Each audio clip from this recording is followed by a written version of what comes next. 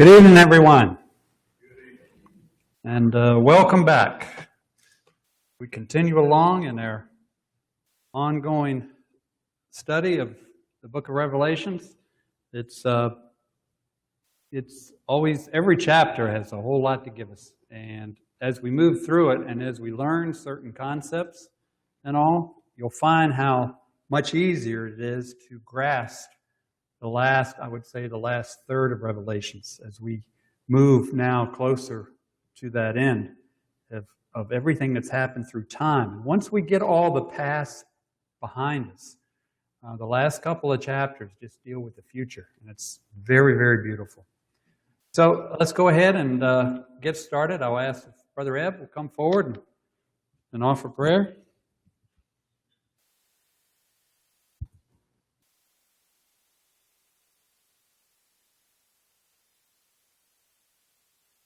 Our Heavenly Father, we bow before Thee, thanking Thee for this day that Thou hast granted us to live. We thank Thee for Your plan of salvation that has been revealed to us. We pray that we might number our days to apply our hearts to heavenly wisdom, that we might learn wondrous things from Thy law. We ask Thee to be with us as we walk toward the kingdom, that we might let our light shine, that others might come to know Thee. We ask Thee to forgive us our sins and shortcomings, and when You do send Your Son to this earth, we ask that You might grant us a place in that everlasting kingdom, that we will be able to serve Thee forevermore. And we ask these things through Thy Son, Jesus the Christ. Amen.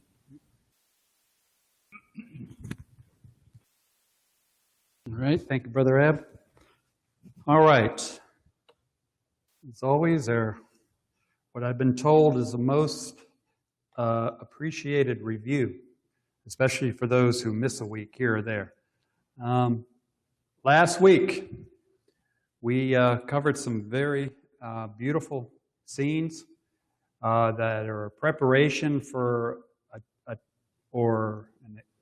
the finished product of what we're about to look at over the next couple of weeks. And as you remember, John saw this multitude standing on a sea of glass, mingled with fire, playing harps. And it was just a very beautiful scene. And of course, I won't go through all the components again for the sake of time, but it said they were singing the song of Moses, the servant of God, and the song of the Lamb. So we spent a little bit of time last week looking at the actual song of Moses. And what we find is some amazing parallels to the last day events. And you can see how it just is a shadow of things to come. So real quickly, we'll just look at some of those points of what we talked about last week. So why would they be singing the song of Moses? And we know that they sang it right after they came out of the sea and they watched the Egyptians perish. And of course, it was all about what God had done to the Egyptians as they ran for their lives, and how He just wiped out their enemies so quickly, and then peace came. Well, if we look at the first verse, and we won't spend a lot of time here, but it really does help us get a run into the 16th chapter. It says, "Then sang Moses unto the children of Israel the song unto the Lord, and spake, saying, I will sing unto the Lord, for He hath triumphed gloriously. The horse and the rider hath He thrown into the sea." And we looked at how that was an interesting parallel, maybe not the one, but I thought it was very interesting how we had just read about the horses in the blood up to their bridles, the drowning, so to speak, at a point where they would literally drown and be destroyed, knowing that the horse represented military might of the nations, of the blood that flowed from the winepress of the wrath of God. Interesting, possibly a parallel, maybe not, but I thought it was intriguing. Also, we looked at in Exodus, in the Song of Moses, Exodus 15:3, it spoke about the Lord as a man of war. And we know that in Zechariah, we read about, "For I will gather all nations against Jerusalem to battle." Meaning, the nations aren't going to just go to war and then God's going to intervene. It is God who is bringing them. So God it fits very much with the prophecies that would come to pass in the future. And they talked in their song, and back in Exodus, the Song of Moses again, it said, "The depths have covered them." That's the Egyptians. "They sank under the bottom as a stone." And then in Revelations, where we haven't quite gotten yet, we see that coming up. "And a mighty angel took up a stone like a great millstone and cast it into the sea, saying, 'Thus with violence shall the great city Babylon be thrown down, and shall be found no more.'"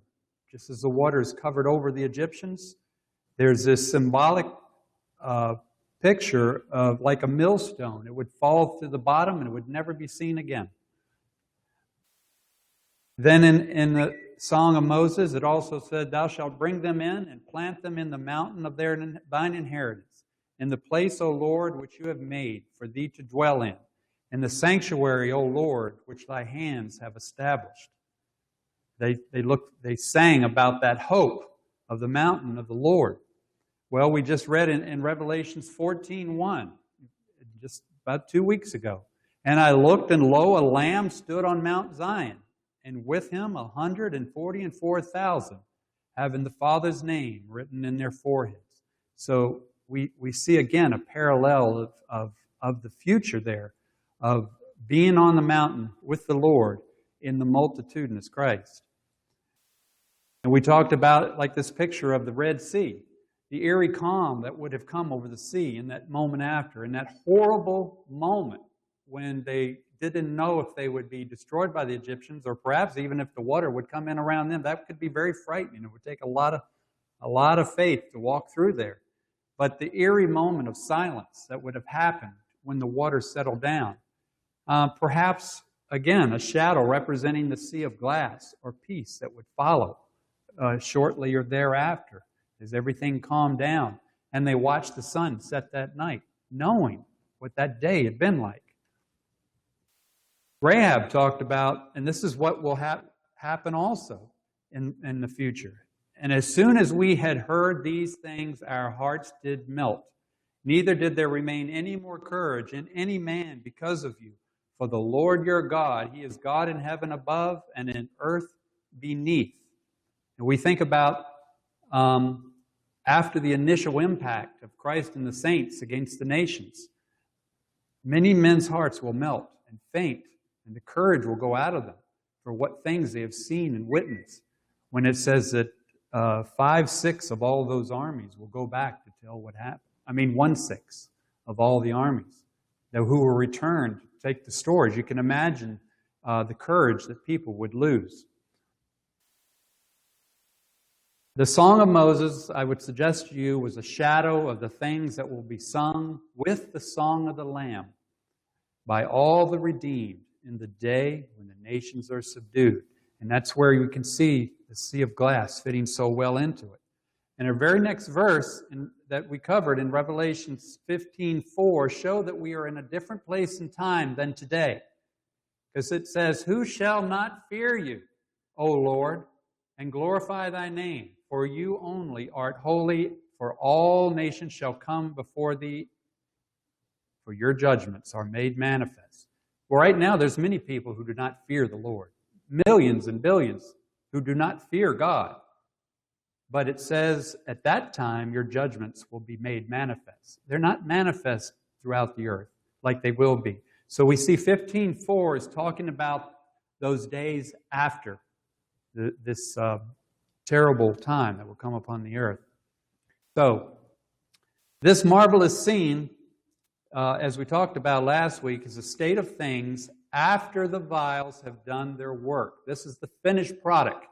And as we get into 16, we're going to start to see how that transpired. And before he moved on into the vials, there was this period showing us a period of time of where there will be no place for repentance for the nations. There's going to be a time where they'll be dealt with. he says, and after that, after the sea of glass and the people standing on it, I looked, and behold, the temple, the tabernacle, the testimony in heaven was opened. We talked about that being opened or fully manifested in the political heavens. Christ and the saints are now in the earth conducting business. It says, and the 7 angels came out of the temple, having the 7 plagues, clothed in pure and white linen, and having their breasts girded with a golden girdle. And we talked about these angels. We will see how angels have been working on our behalf through history. And we talked real briefly about concerning angels, where it said, are they not all ministering spirits sent forth to minister for them who shall be heirs of salvation? They were sent forth to minister for us long before we ever walked the earth and preparing things. And the very next thing John sees is one of the 4 living creatures handing out these vials or bowls. And one of the 4 living creatures gave unto the 7 angels 7 golden vials full of the wrath of God, who lives forever and ever. And I talked about, to me, it was very intriguing that the Lamb was not handing them to him. It was the multitudinous Christ handing it to the angels, as we had talked about. And they will go back to the proper place and time to carry out these judgments on our behalf. And that is a beautiful picture that when you really see that in that and what's taking place, this going back and forth through time, and it's all ministering for our good in history. And it says, and the temple at that point was filled with smoke from the glory of God and from His power, and no man was able to enter into the temple till the 7 plagues of the 7 angels were fulfilled. And we talked about where had we seen that before. We go back to Exodus again. Then a cloud covered the tent of the congregation, and the glory of the Lord filled the tabernacle, and Moses was not able to enter into the tent of the congregation because the cloud abode thereon, and the glory of the Lord filled the tabernacle. So what does that mean? Why did John see this, and how is it a shadow? How is this one in Exodus a shadow of this? Well, the suggestion is that the manifestation of this marvelous scene of the temple was temporarily hidden until the work of the pouring out of the bowls is finished and the glory of God revealed. And that will be revealed in us and what we're doing in the earth. And as I put in here, Brother Mansfield suggested to this scene is that there would be no priestly intercession for the nations until the outpouring was complete. There's a time where we're not open for repentance and learning. This is a time of cleaning house on the earth. And at the conclusion of that time, the nations that remain will be invited to worship before the King of Jerusalem. And we're familiar with that again in Zechariah, where it says, and it shall come to pass that every one that is left of the nations, obviously something has happened and there's a residue left.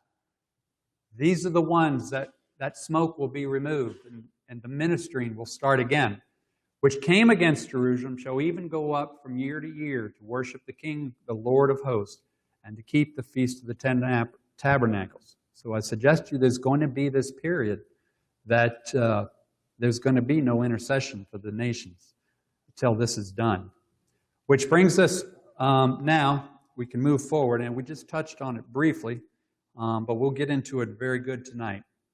Chapter 16, the pouring out of the vials, which has been coming for chapters and chapters now. But I think everything we've seen, we can see why it's important. And when you see the things I'll show you, you will see why it's good. I already know what I know when I get to this point. And this is the judgment on the Holy Roman Empire, which we saw come into being. And we know, and what I'm saying, the Holy Roman Empire, as it was known by that, no longer exists. But there is still those influences there.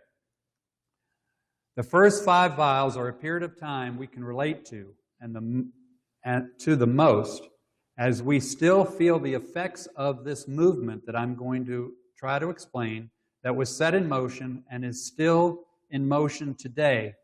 When I read you and show you some of the things that got started because of this period of time and how it fits so well with the time we live in today. And I won't go through all these now, but let this be our slide where Brother Gerald said he would come forward and read the chapter for us.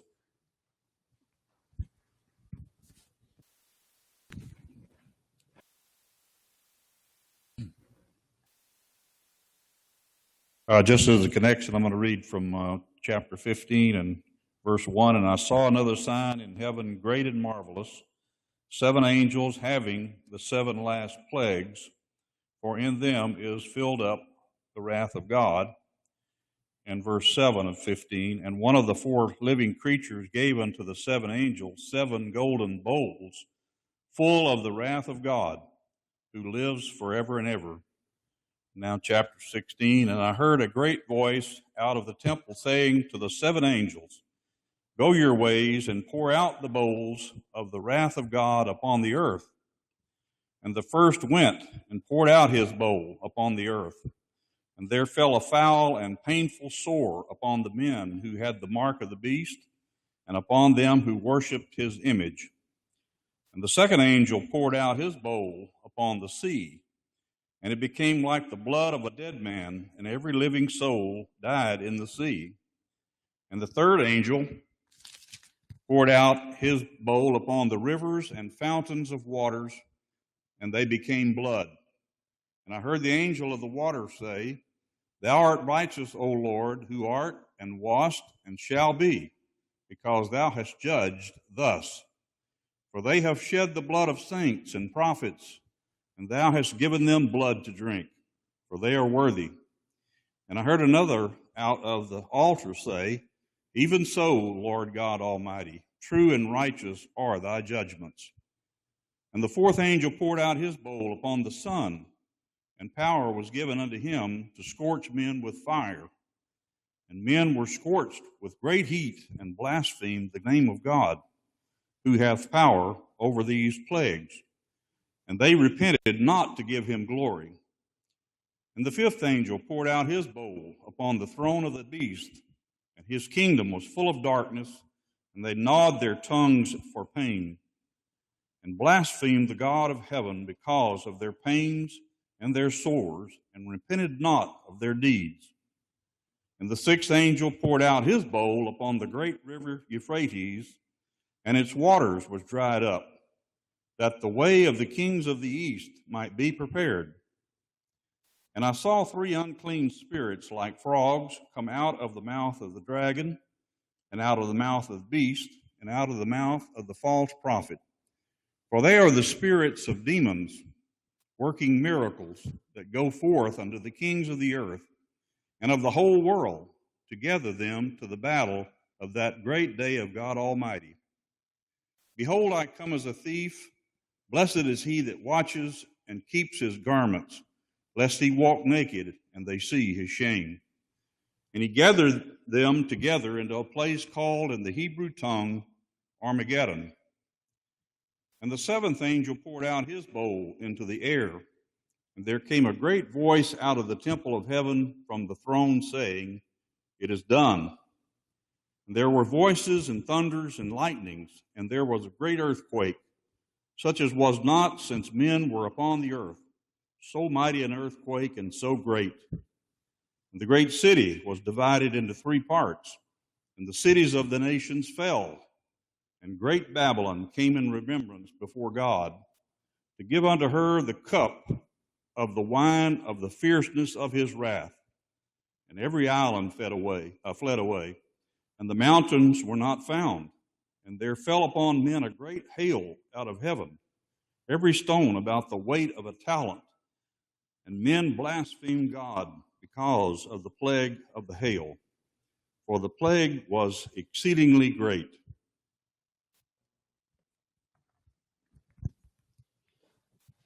Thank you, Brother Gerald. A whole lot going on in this chapter. A whole lot. And we'll do well to just get through the first and the second bowl tonight. But my chapter that we're going to cover here, we're not going to cover any real spiritual platitudes tonight. It's going to be a history lesson. I've got to set the stage for what's taking place. And it's some things you'll be very familiar with, but I found them intriguing And as I understood the things better, the understanding the history of what we're going to look at and the preliminary history is just very much a part of setting in motion what happens here to even what we see today. And I hope you find it interesting. We might be covering a whole lot of slides tonight, so just hang on and enjoy the ride. All right, so just a little bit of backtrack to get our running speed up into what we're looking at here. In the 11th chapter, as you remember, we told us of a 42-month period of treading underfoot. And the beginning and the end of the Holy Roman Empire is what that treading period was that we talked about. The vials bring about its demise. That this period of time, it brings that to an end, as I suggest to you. And just a little bit of backtrack here. If we go back about 6 weeks ago, I guess, where John measures the inner court in chapter 11, it says, "And there was given unto me a reed like a rod. And the angel stood, saying, Rise and measure the temple of God, and the altar and them that worship therein." Remembering again, the temple of God are the saints, and all that are therein. And this rod is a measurement of time, not a literal rod or ruler in his hand. In this next verse, he said, "But the court which is without the temple leave out, and measure it not, for it is given unto the Gentiles. And the holy city shall be tread underfoot 42 months. And we talked real briefly about the 42 months using the day for a year principle or formula comes to 1,260 years that the true body or bride of Christ will be tread underfoot by Christianity, falsely so called. And one of the possible, what appears to be a very good explanation of the starting point is in 533, Emperor Justinian made the Holy See, or what is known today as the Pope, the head of the Catholic Church. 1,260 years later, in 1793, the French Revolution, which was pretty much finishing up by that year, started to oust the Catholic Church to the point that eventually, through the course of time, the Pope was actually restricted to the Vatican after this period of, not during that time, but it went on for quite a while until you get to the turn of this, nearly the turn of this century, almost 100 years later. So, what that brings us to, what is all this about? It is about the French Revolution. A lot of people might have any idea how the French Revolution could fit anywhere in history and all, but it is an amazing period of time. If you notice their cry there, liberty, equality, fraternity. This is what the cry was for the French Revolution. And I'm trying to explain it to you like a stone skipping. You'll get the gist of it. It is a very big subject of all the details of it, and we wouldn't even begin to have time. But it is judgment on papal Rome. And that is what this is bringing in. And I would suggest to you this is the start of the vial period. Even on their buildings, you see liberty, equality, fraternity written right there. We're going to look at what all that means and what it encompasses, and you're going to find that it's something that's really grown today to where it's really become something of a bigger animal than I think the people who first wrote it down ever imagined. Now, I'm going to bring in something here you might not feel is relevant, but hopefully I can show you it is. This is the history that I was telling you about. The American Revolution was in 1776, which we all know well of that period of time where we were fighting for independence from Britain to be our own nation. I won't even begin to go into details of that, but I found something very intriguing about a change that was taking place. And what you'll have to remember is that the French actually helped bring the end to the American Revolution. The final battle that trapped Cornwallis in Yorktown, which is only about 50, 60 miles from here. The French cornered Cornwallis in there, and the Americans were on the other side, and Britain surrendered. Well, France and Britain didn't get along at all. They were enemies, of course, and France had their own problems that were building at this time. There was a lot of seething going on, a turbulence that's about to explode just a few years later. And I would suggest to you that the American Revolution helped fuel that energy. And I'll try to show you how that is. This here is the French flag in 1776. Same time that our war stopped, or we got our independence. Actually, our war actually stopped just a few years later, but that's when we declared independence. I found this intriguing. 1 year after the French Revolution in 1794, this is the French flag. You see something similar there. The colors are the same. Red, white, and blue. Now, what the history I'm going to show you doesn't apply it to the American flag, but it's very interesting that perhaps God has allowed things to work that way to show influence. That's just my suggestion. So here's a little history. If you don't like history, then you can wake up in a few slides here. The French tricolor, as it's called, according to France's official website, the colors of the flag combine two elements. White is the traditional color of the House of Bourbon, who ruled in France from the late 16th century until the French Revolution. On the flag, the color white represents the king. Red and blue. The red and blue in the flag represents the city of Paris, which we know is the capital of France. Revolutionaries in Paris traditionally flew red and blue. Likewise, revolutionaries wore blue and red cockades or ribbons on their hats when they stormed the Bastille in 1789, which is considered the traditional start of the French Revolution. And it's interesting that the colors match. It's just something that to me, you cannot ignore that there's not an influence there, that perhaps God is trying to show us a guidepost in time or to look.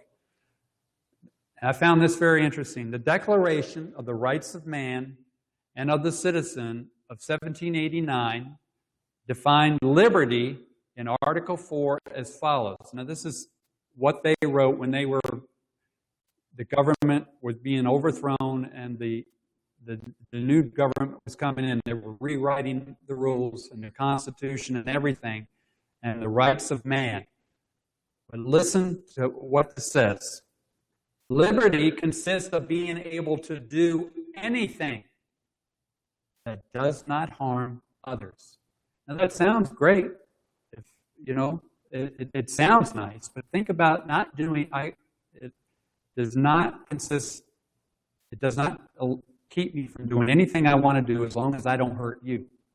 Well, think about God's laws. You can see how they start to dissipate in there. Thus, the exercise of national rights of every man or woman has no bounds. You see this phraseology? This is an indoctrination that's starting. As beautiful as it sounds and how liberating it would be after being suppressed, I can do anything as long as I don't hurt you, and there are no bounds, other than those that guarantee other members of society the enjoyment of these same rights.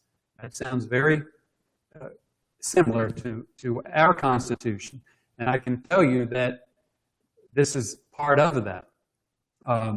It's very interesting. This here is that document that was made, and I want you to look at this. Up here in the top, we see the all-seeing eye. And if you read up on that, the all-seeing eye look familiar. It's on the American dollar bill. You might be familiar with it, but it's supposed to represent God overseeing everything and God watching. It's on the original publication of the Declarations of the Rights of Man. Notice, if you will, the iconography of the Ten Commandments. You can see how they wrote this to even on the tablets that they put it on to be in their show places to look like the Ten Commandments.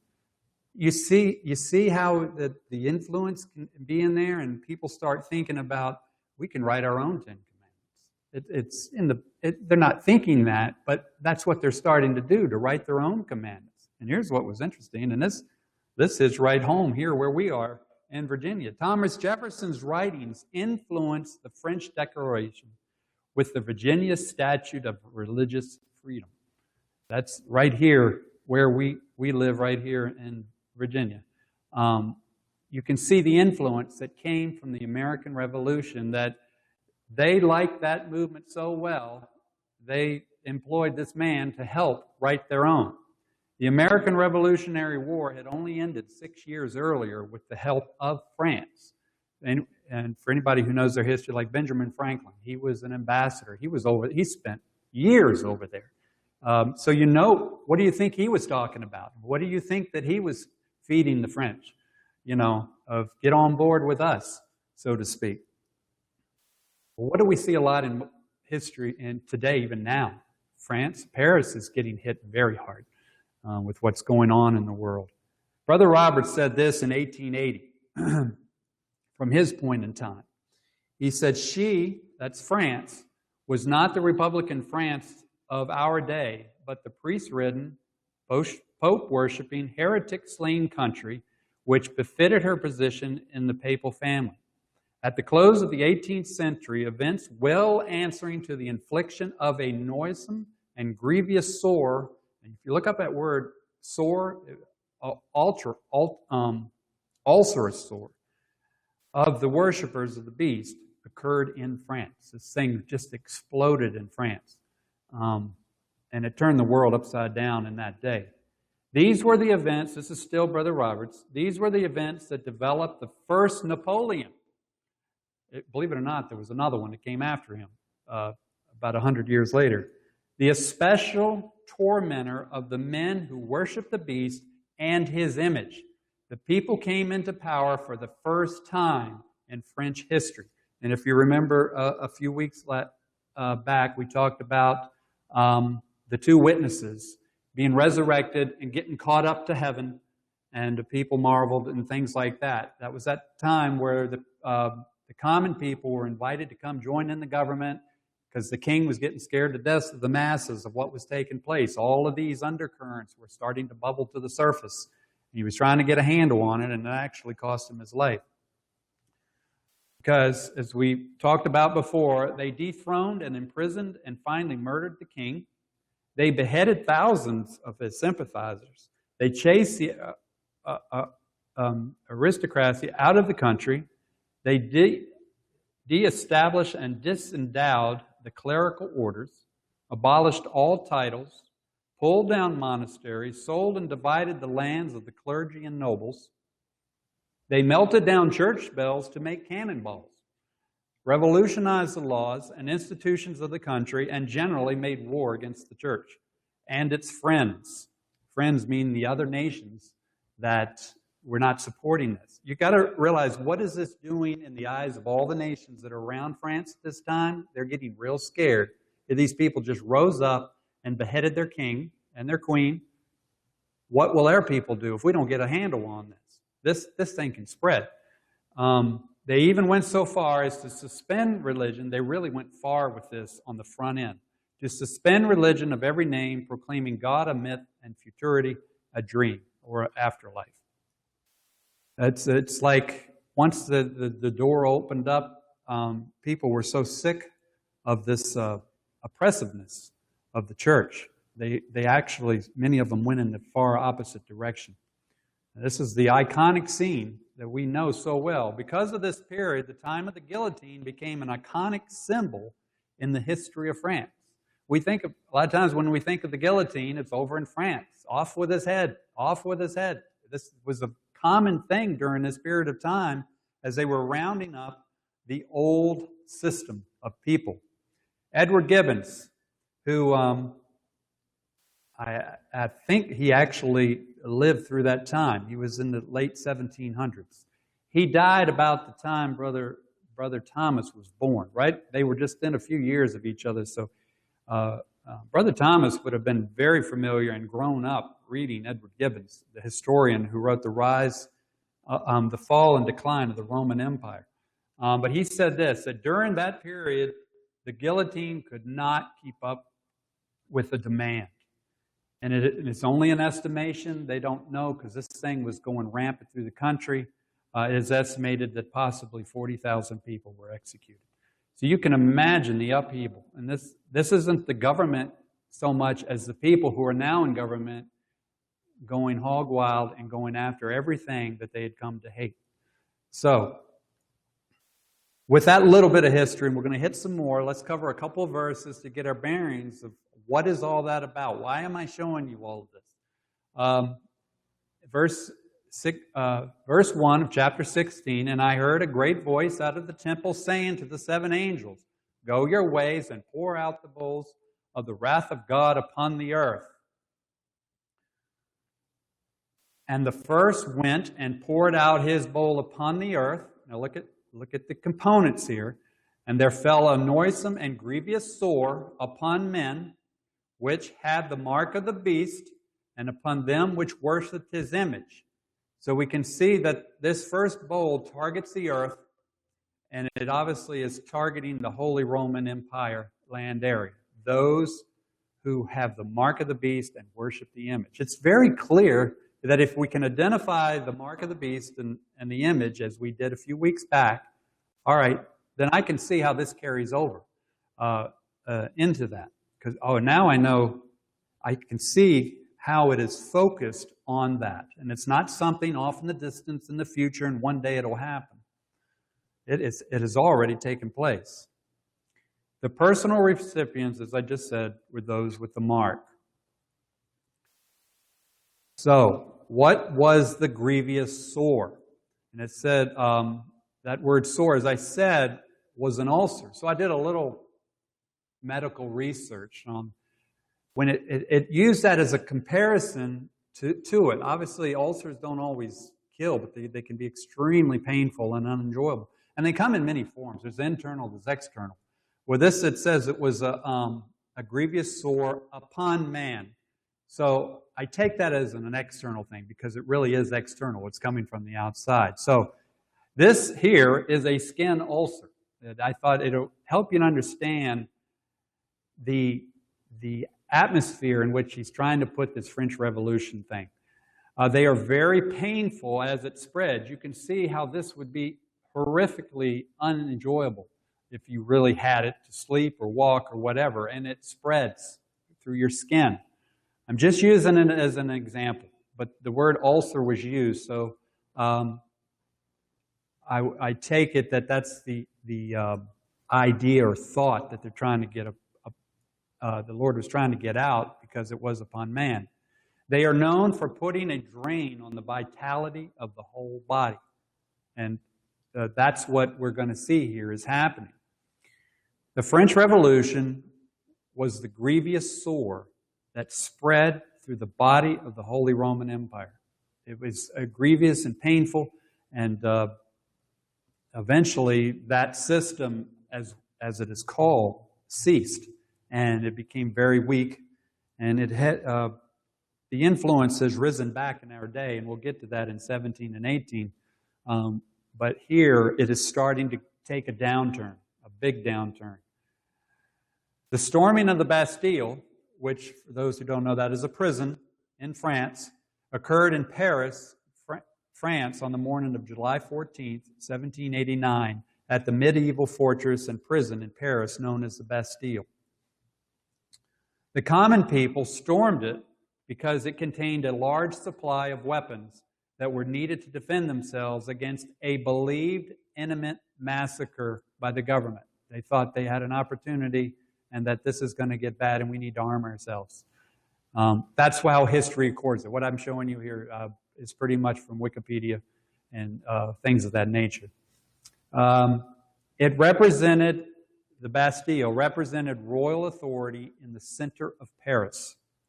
The prison only contained 7 inmates at the time of its storming, but was a symbol of the abuses of the monarchy. Its fall was the flashpoint of the French Revolution. It was the first conflict, and from here the people got their courage because they They took it. They got the arms. They said, we can do this. We can do more. Look what they did in America. You can just see how that, if you're in that oppressive situation and you see your friends over there, they can do it, we can do it. It's that kind of mentality I would suggest to you.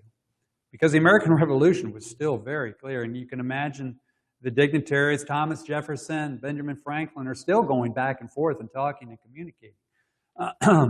This is, again, a map of the Holy Roman Empire, of what it consisted of land area-wise, that the church had a major control over, and pretty much his word was law.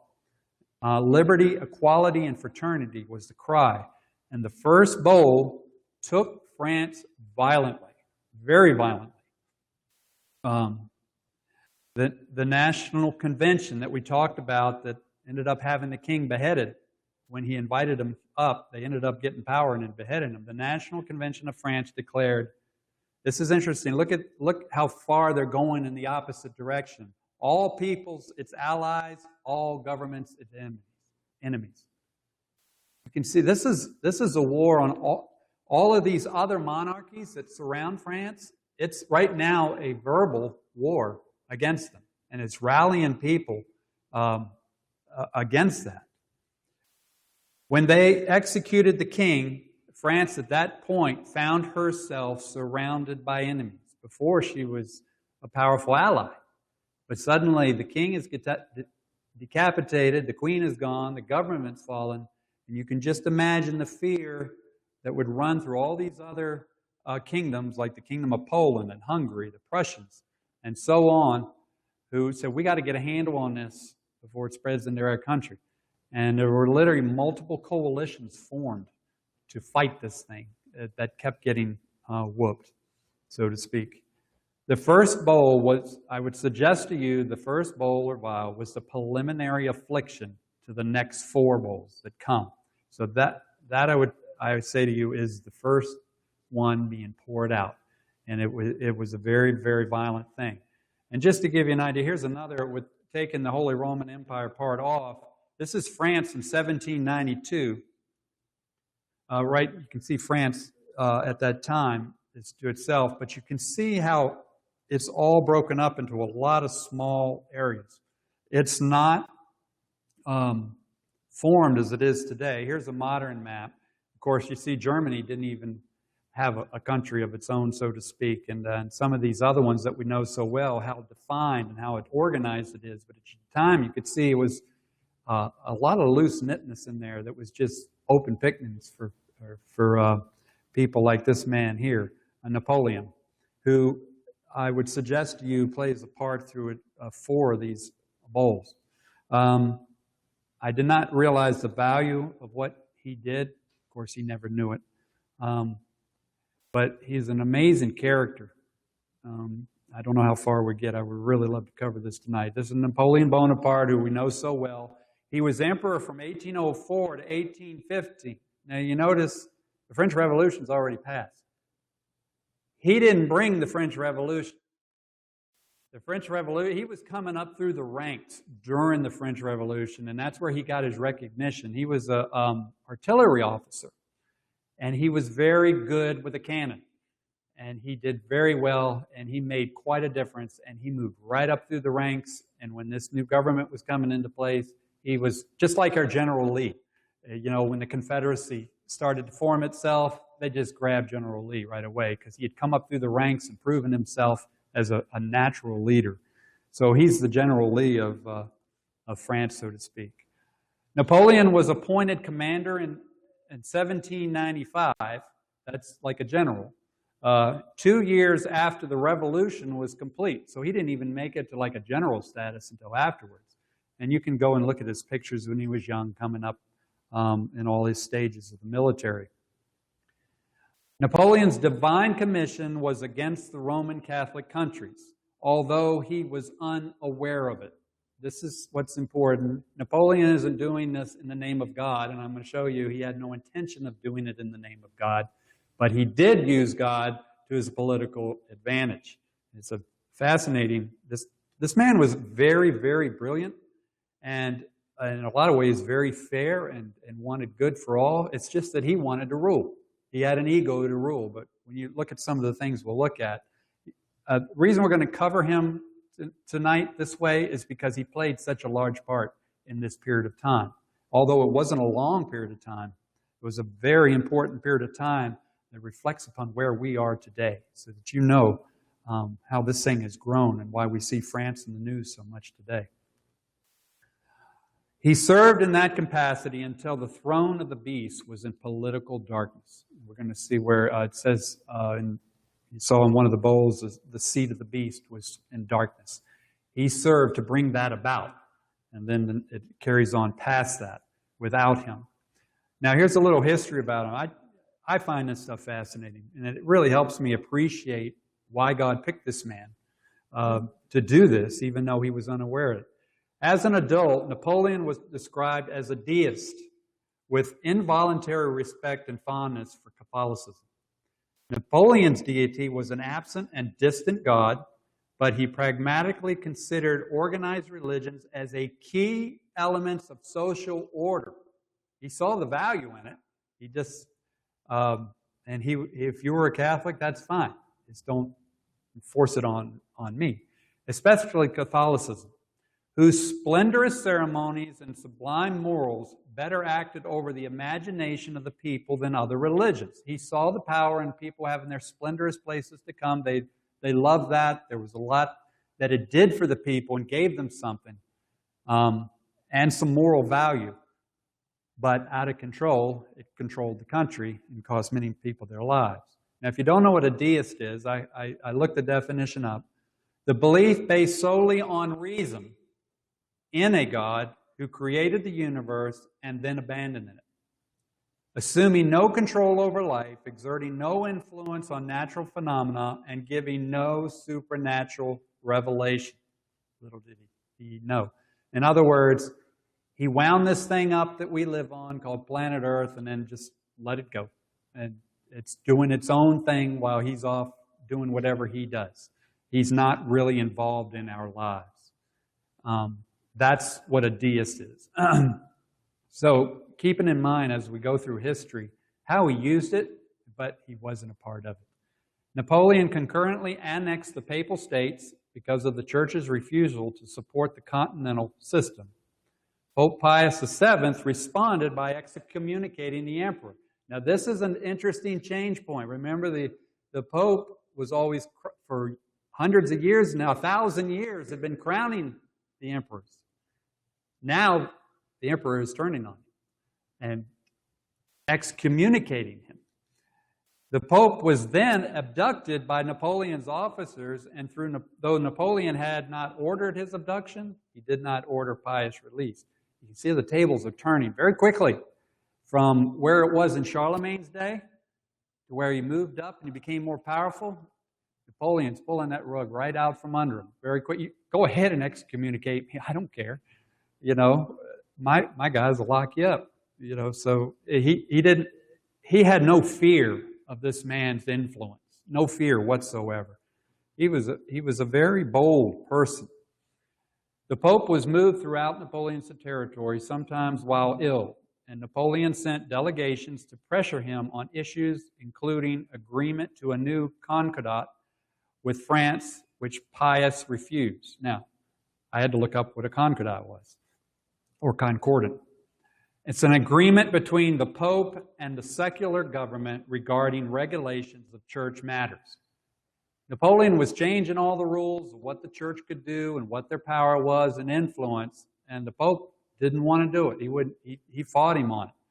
He fought him on it a lot. Now, I'm not suggesting that the Pope was treated badly or anything like that, but he was very restricted. He was just losing his ability to control things, at least in France. Napoleon, I found this a real surprise and very enjoyable just to consider. Napoleon emancipated Jews, as well as Protestants in Catholic countries and Catholics in Protestant countries. There were places where the Protestants hated the Catholics so much that they oppressed them. Showed Napoleon wanted equal billing for everybody. This was one of his higher states that he did have. He wanted to have a world where everybody got along. But I just want to run it. So there's an ego, so I got to get everybody out of the way. That's the problem. He had an ego that pushed him militarily, but he was willing to give everybody equal billing, and the Jews especially. From laws which restricted them to ghettos, and he expanded their rights to property, worship, and careers. You know, if you had been oppressed at that time, you'd get on board with this man too. Despite the anti-Semitic reaction to Napoleon's policies from foreign governments and within France, he believed emancipation would benefit France by attracting Jews to the country, given the restrictions they had faced elsewhere. He saw the value of the Jews. He probably saw their mental intelligence levels and all. They could make money. They could make businesses run, and all. He was a very intelligent man. In fact, he was even designed city streets and cities. Even some of his things that he came up with concerning those architectural or things still exist today. He stated, "I would never accept any proposals that would obligate the Jewish people to leave France, because to me the Jews are the same as any other citizen in our country. It takes weakness to chase them out of the country, but it takes strength to assimilate them." That's an amazing statement coming from a man who's trying to take over Europe.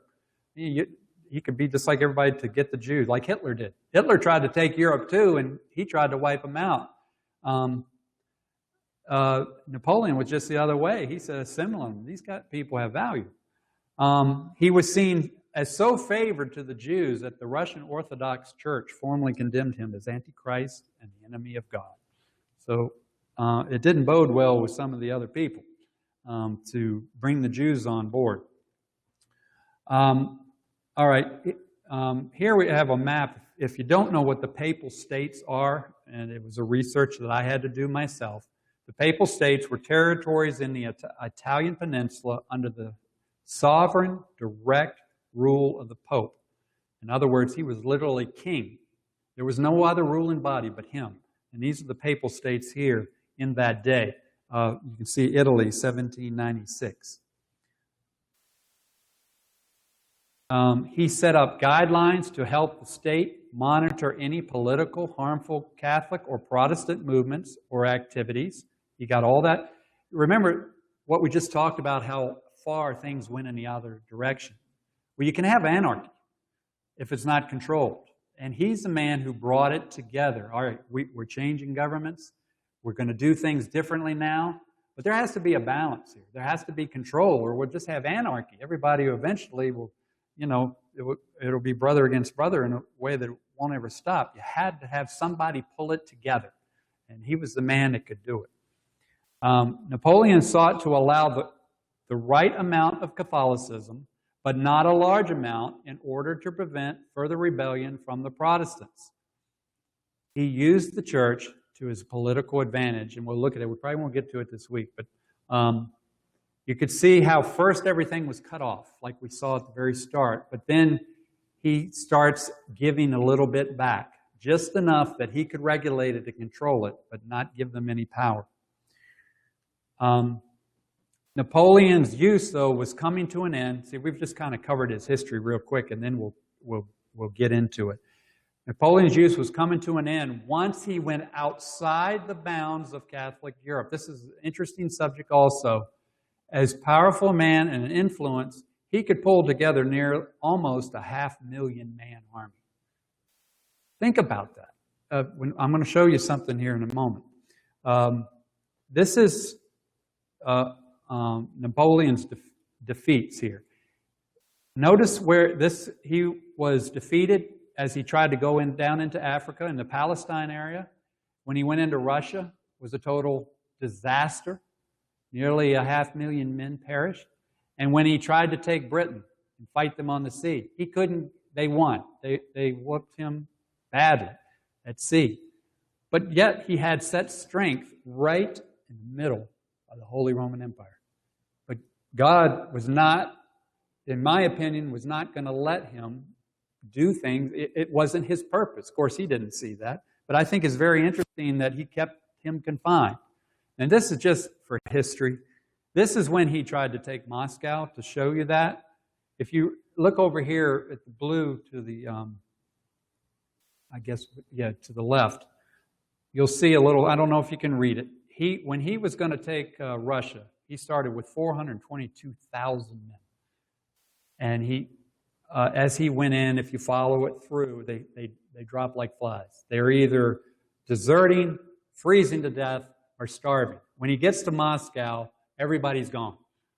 And all the crops, there's nothing. It's the middle of winter, and he can't even feed his army. He gets there, there's nobody there to fight. So he starts home, and by the time he leaves, 6 months later, it's from June to December, he has 28,000 men. You imagine the loss of life, but he tried to leave those. God was not going to let him go out there. It's not because if he had gotten Moscow, he probably would have kept on going across Asia. God said, "No, that's not your purpose." Of course, he doesn't know that. The English naval victories kept Napoleon confined to the land area of Catholic Europe, where he inflicted the required divine work that he was brought to power for, of which he had no knowledge. And I'm going to show you next week these English naval battles, just a little bit. Napoleon's personal agenda was to rule Europe. It was not to carry out God's judgment. Again, God rules in the kingdoms of men, and he puts over them whomsoever he pleases, even the basest of men. And they never know it. They never know it. And it's the beauty of it is that we recognize it. This man was another Nebuchadnezzar. He was another Artaxerxes and Cyrus, Darius, whatever purpose they served. He was good to the Jews. That was definitely a feather in his cap, and perhaps God blessed him in some capacity in that. I don't know. This is an actual death portrait. He died on May 5th, 1821, of what was believed to be murder by arsenic poisoning. When he was imprisoned twice. First time he got away and came back into power again. He escaped him, but the second time he got sick and died. And it's thought that he was slowly poisoned to get to death through arsenic poisoning, and that was thought for about 175 years. That's what was thought. It was very interesting. In 2008, it was proving that he died from a peptic, this was interesting, ulcer and gastric cancer. They exhumed him and examined him, and he died of gastric cancer. So that kind of set the book straight, but it's just interesting that it got put that way. That just kind of jumped off the page. This is Napoleon's tomb in Paris, France. And as I grew up as a kid, I always saw him as a dictator like a Hitler or something like that, where everybody hated him. He just wanted everything for himself. Well, he did want a lot for himself. But he died to a lot of people, a hero. I mean, his tomb, look at this place where he's kept. Where's Hitler? His body was burning, blew his brains out and everything. He's gone. There's nothing left of him. But Napoleon was given quite a burial where you can come and see it. And this shows that what he said, he did not believe in God working. He said, there is no immortality. Napoleon said, but the memory that is left in the minds of men. He believed that's the only immortality you'll ever have. In other words, when you die, you're gone. If you're going to live forever, it's going to be in the minds of other men. So he had no hope. So he didn't live to serve God. He didn't do this in the name of Christ and all, but he certainly allowed people to have a freedom of religion without being abusive with it. And that was something that he incorporated. But the number one thing is that he wanted to rule. And that's an ego that is intolerable in the long run. So, we didn't even get through, we just finished the first bowl. Next week, it's right on an hour, we will look at the second bowl. And that says, and the second angel poured out his bowl upon the sea, and it became the blood of a dead man. And everything living soul died in the sea. As we can see that the second bowl will target the sea. And this will kind of like lead us into that naval battle thing that we were talking about. And we'll look at, because it says that it flowed like the blood of a dead man. So we're going to talk about how does the blood of a dead man flow. It's interesting. What does that mean? Because it's a comparison to something. So we'll look at that. That'll be your cliffhanger for next week.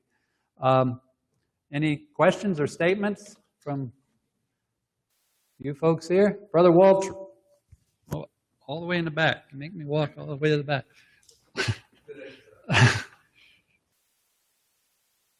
All right. Just going to make some comments on Bastille Day, which is, you said, is on July 14th, like 10 days after our own Revolution Day. But it is the most important day to a citizen of France. To this day, it's celebrated just like we would 4th of July. What's interesting is that the French Revolution challenged one of the most important fundamental beliefs of all Christians of the day, quote unquote, and that is from Daniel, that God rules in the kingdom of men. They firmly believe that if you were a king or queen or whoever, God put you on the throne. So for them to choose on their own to kill the monarch was an affront to God. And so that creates part of the religious wars that you see going on. The nations around just couldn't have that. Wow, what is this? You're challenging God. We got to do something about him. And as you said, they labeled Napoleon later on, because he believed in all this stuff, as an antichrist because of the things he would do. I just thought that was kind of interesting. Yeah, that is interesting, Walter. I hadn't thought about that, what those things mean. This is something, and I'm hoping that all of you who are watching and all that, you can see why I've covered this man's life. And even though he was 200 years back from us, you're going to see how relevant it is to today, where a lot of the things with Constantine and all, we really have to look at that because it goes so far back. But this man was, like I said, just before Dr. Thomas's day. We talk about Dr. Thomas and Brother Robert still, of them so much in their time that they lived in. But he ushered in this era of time that really only lasted a few years, but it changed the whole map all over again. Just like Constantine changed everything. There's an earthquake, just like an earthquake almost. All right. If there's any more statements or things people like to share, that was good. Brother Gerald. Might mention about Napoleon himself. He was very small in stature, so far as a man's size goes, 5'5" or 5'6", and that's where the saying, the Napoleonic syndrome that we speak about today, a little big man in his capacity to rise up and act as a big man, even though he was very small in stature. He utilized that to his great advantage in that he wielded a lot of power, even though he was a very unimposing man physically to the masses. So it's kind of irony, I guess, in a way, that such a small man would have such great power. One thing I always thought all my life is Napoleon was his last name. That's his first name. Yeah, but when we talk about generals, it's like General Lee. We don't say Robert. Ulysses S. Grant, we call him General Grant. We don't say General Ulysses or General Robert, but yet we call him by his first name. I thought that was intriguing. I don't know if that means anything, but his last name was Bonaparte. And you would think we'd call him General Bonaparte, but we don't. We call him by his first name, like Jack, Frank, I don't know. I just thought it was, maybe that's not of value to some people, but I thought it was interesting that he's called by his first name all through history. They even got cannons, Napoleonic cannons. If you go to the battlefield in Gettysburg, they got the Napoleonic cannons, with the cannons that were used in his day, and they're named after him. So, but named after his first name, not his last name. So that's interesting. Anyway, well, I think that's a great stopping point. That's some great discussion. Everybody can really contribute to this history. I can't even begin to cover it in a way that would really make it quite a subject. But with that, I will say good night and look forward to seeing everyone next week. And may God be with you. Bye-bye.